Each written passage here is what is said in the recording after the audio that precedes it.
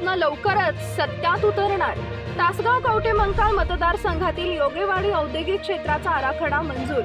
रोहितदादा पाटील यांनी मतदारसंघातील बेरोजगार तरुणांना दिली 9 वर्षाची नवी भेट. MIDC उभे करण्यासाठी तातडीने सर्वे करून अहवाल पाठवण्याचे उद्योग राज्यमंत्री आदिती तटकरे यांचे प्रादेशिक अधिकाऱ्यांना आदेश. लवकरच भूखंडाचे वाटप सुरू करण्यात येईल. आमदार सुमनताई पाटील आणि रोहित पाटील यांच्या प्रयत्नांना यश. MIDC सुरू झाल्यानंतर त्यांचा परिणाम या भागातील द्राक्ष बागांवर होणार नाही. ज्या कंपनीला धुराडे असेल त्या कंपनीला या ठिकाणी परवाना न देण्याचा निर्णय.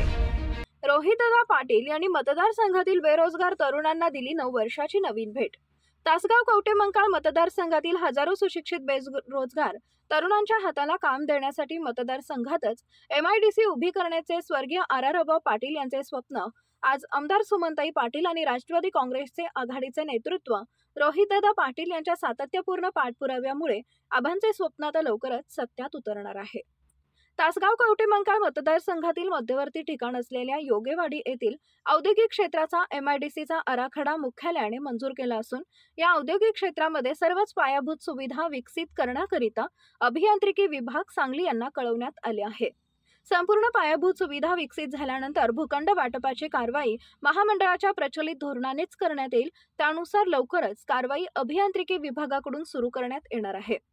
दरम्यान 1997 साली RR पाटील यांच्या मागणीनुसार पतंगराव कदम यांनी अलकुड मणेराजुरी MIDCला मंजुरी दिली.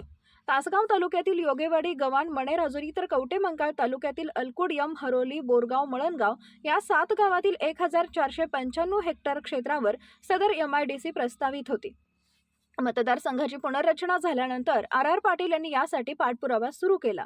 यानंतर 2008 साली MIDC उभारणी प्रक्रियेला वेग आला.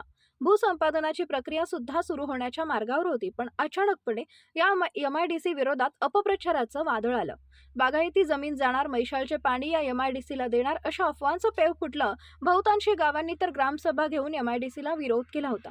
त्यामुळे व्यथित झालेल्या RR पाटील यांनी भूसंपादनाचे काम थांबवण्याचे आदेश दिले होते.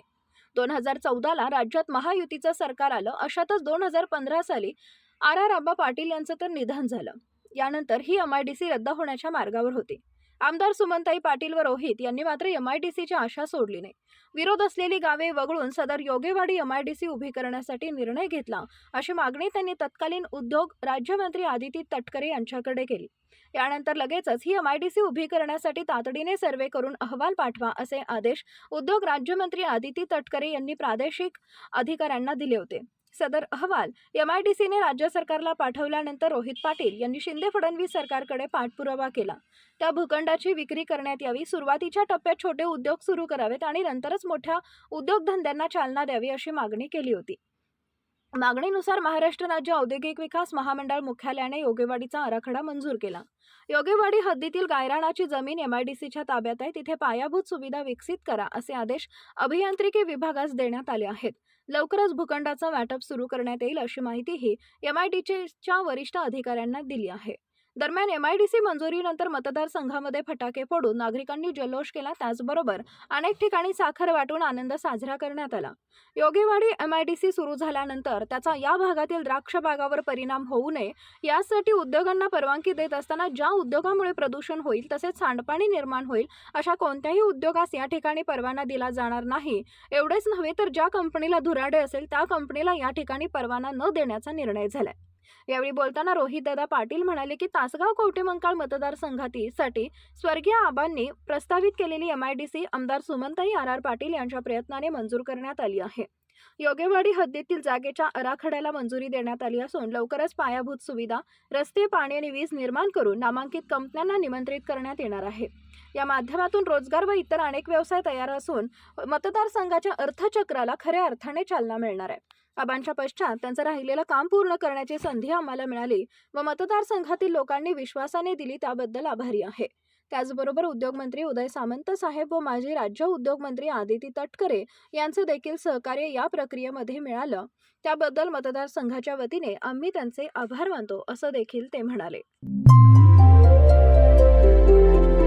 नवीन घडामोडींसाठी युवा पर्व न्यूजला सबस्क्राईब करा आणि बेल आयकॉन क्लिक करा. संपादक हसन तांबोळी. 84 59 60 50 47. उपसंपादक प्रतिभा रणजित नलवडे, कार्यकारी संपादक त्रिवेणी माने.